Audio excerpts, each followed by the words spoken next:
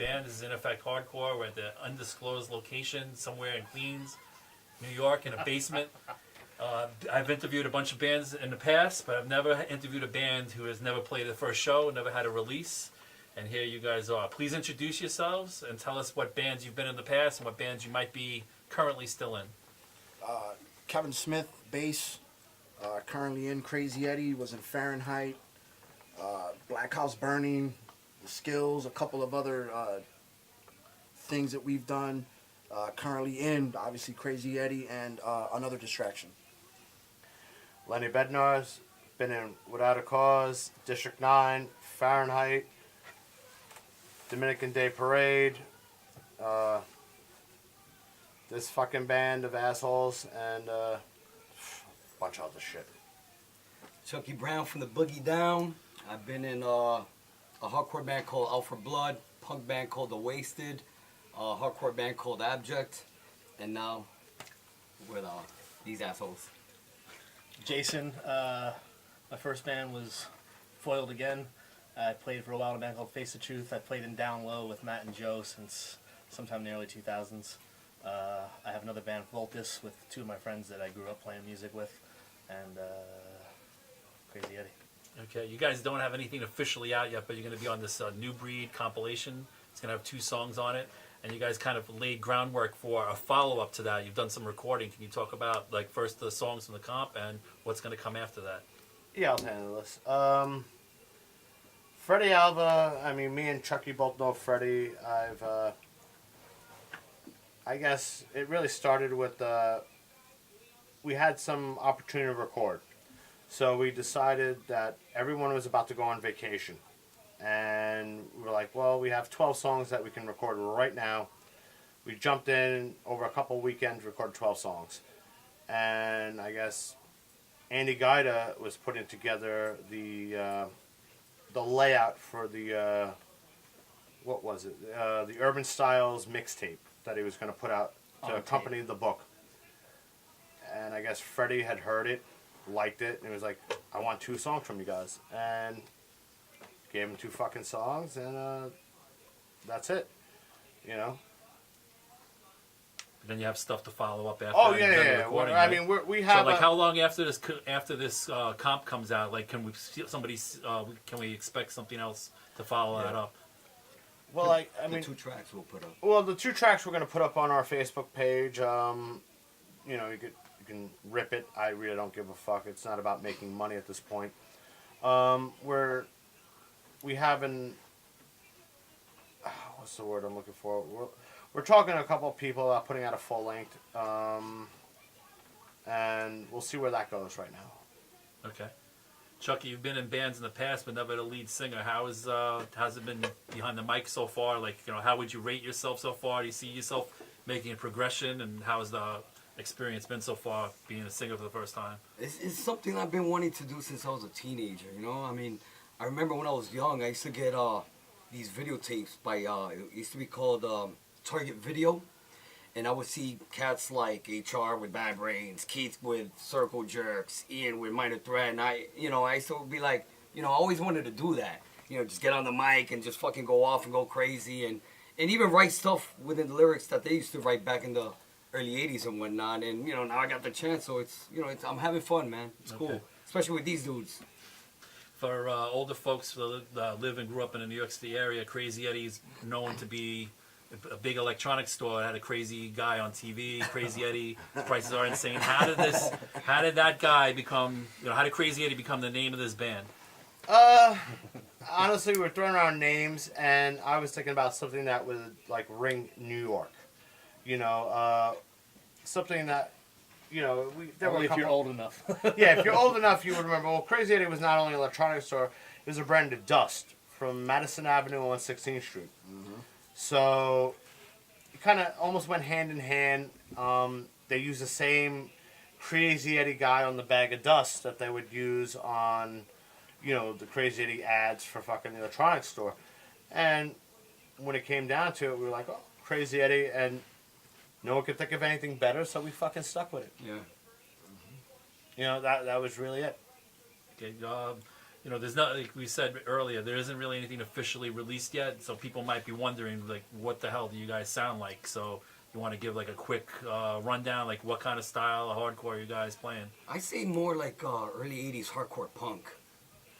Yeah, you know, if you're into the stuff like you know, like Circle Jerks, the Minor Threats, the Black Flags, and shit like that, then you'll definitely be into the stuff that we're putting out.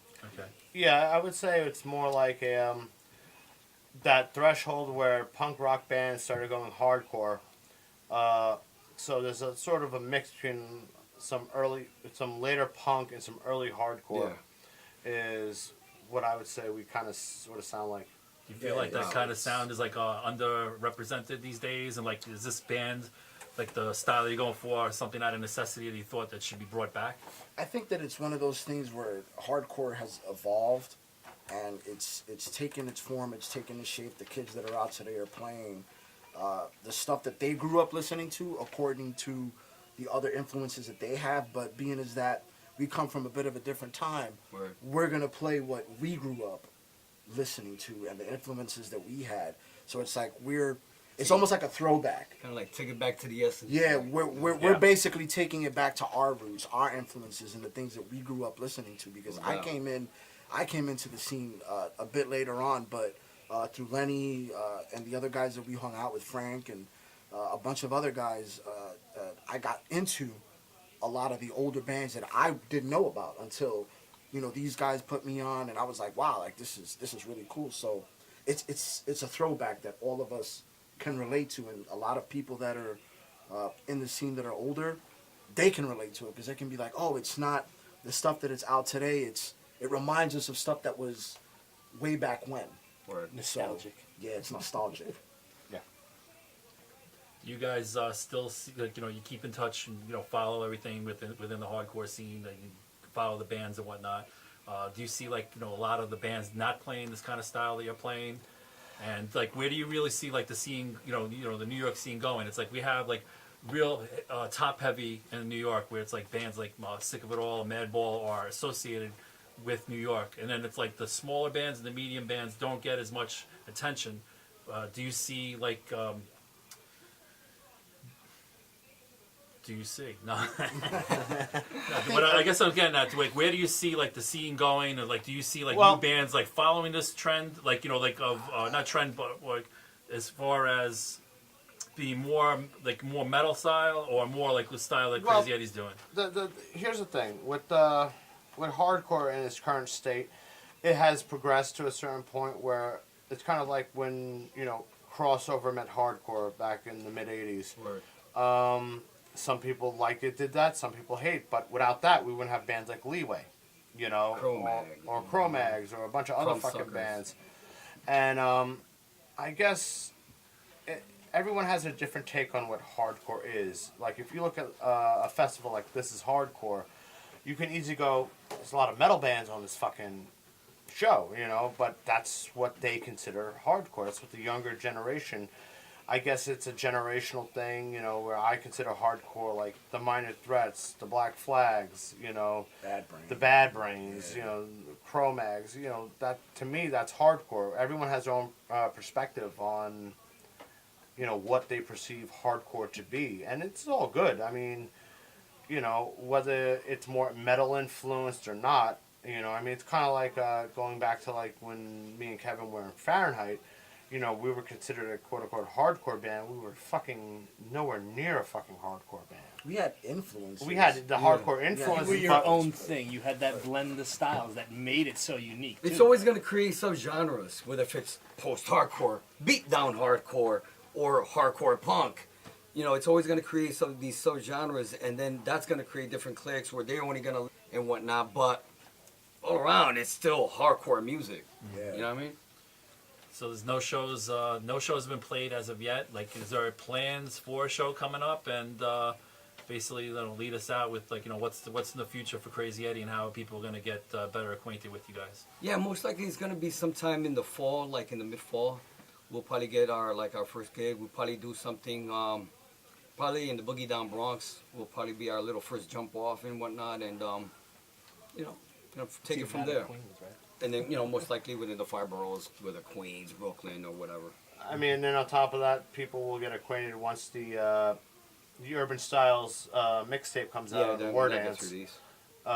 Once those two songs are out, more people will get more acquainted with us that way, Right. and you know, we're going to also, you know, for this channel, we're also going to put up a couple songs that we're going to put up on YouTube, and just chug along. It's really about having fun. Yeah, man. At this point, it's we not want to take it back to when hardcore was about fun. going to shows and having fun, and it was a different vibe, and Hell it yeah. feels almost cliche saying from our generation or our time, but it fits because each generation has their own take, their own spin on what they see hardcore as, and it evolves. And I guess the one lyric that sticks out in my head is "Sick of it all" from Built to Last. You know, the younger generation is here now; they're ready to take the torch and all that. And it's like, okay, you know, that's cool, that's great, but don't forget the roots.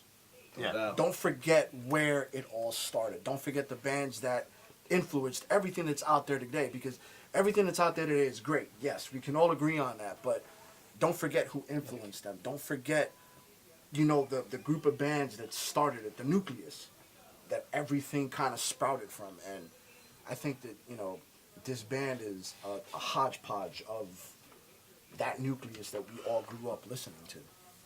Okay. I don't really have anything else. Is there anything you guys want to throw in at the end before we end this? No, just, you know, you come down, enjoy.